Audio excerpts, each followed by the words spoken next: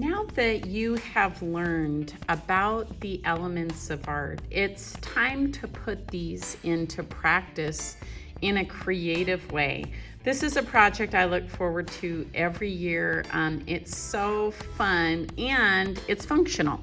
So to build your sketchbook, you should have a front and back cover. These are covered with a material called gesso, and that primes the surface and makes it a little bit easier to paint on.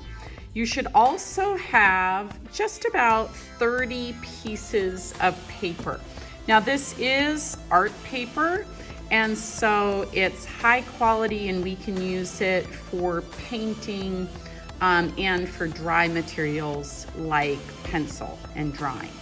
All right, so we're gonna take our top cover, and then to get this to work on the back side, I'm gonna flip it over.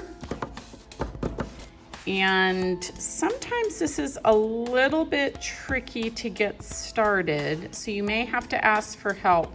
But once you get it going, you're gonna see it actually goes pretty smoothly.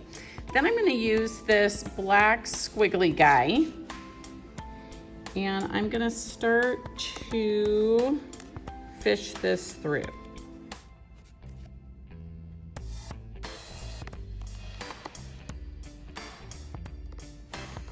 Now, once you kind of get it moving, it's perfectly spaced, and so it will just rotate all the way through.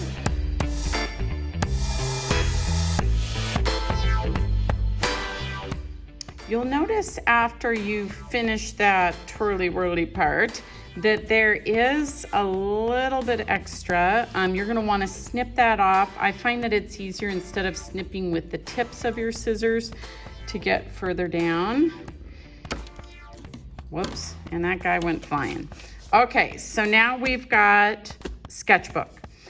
I think it's going to be wise if we go ahead and use a Sharpie and print our names on the inside cover of the front. And then you can also put your class code. That way we know it's yours. And then you're gonna have the option to do a number of different kinds of projects that focus on color mixing.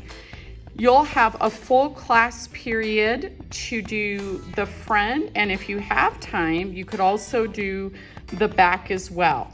The only thing I want you to be mindful of is that the paper's inside, so whatever you do, you're gonna want to be pretty neat and to really focus on craftsmanship so that we don't have paint in those holes or get all of our pages dirty with paint.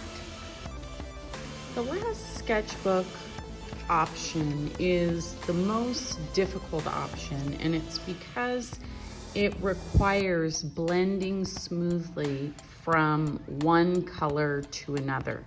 To make that simpler, I'm gonna be blending in kind of a circular shape or a radial shape. And I'm gonna go in the order of the color wheel. That way I know for sure one color is gonna really smoothly blend into the next color. I'm also thinking that instead of using the pure colors, that I may go ahead and mix them with white to get more of a rainbow pastel effect.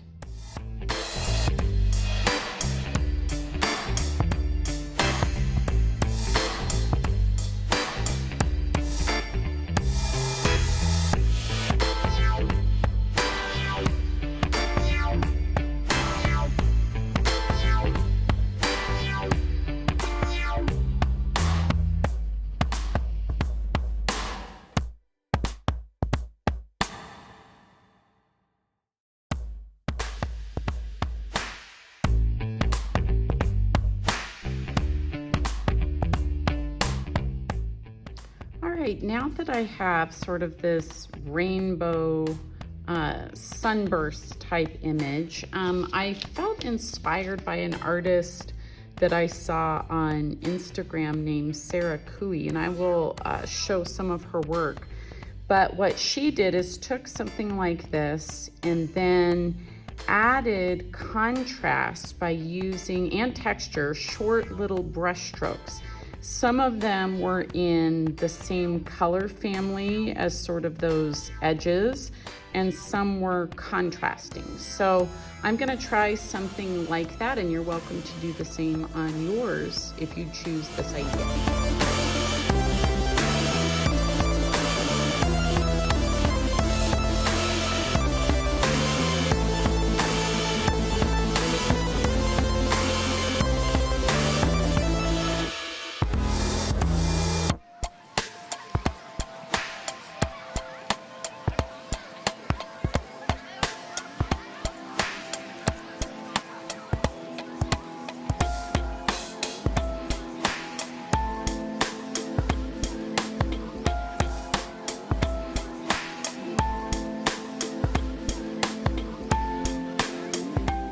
Right, well, here's how mine turned out. This was a really fun process. I didn't always know exactly how to do it, but that's some of the fun part of art, is the fact that you get to play with it. So again, this is probably one of the most difficult, and you do need to be mindful as you get to the end doing those little lines that the layer beneath is somewhat dry, just so you don't end up with muddied colors. But I would encourage you to try this, especially if you want to challenge yourself with blending.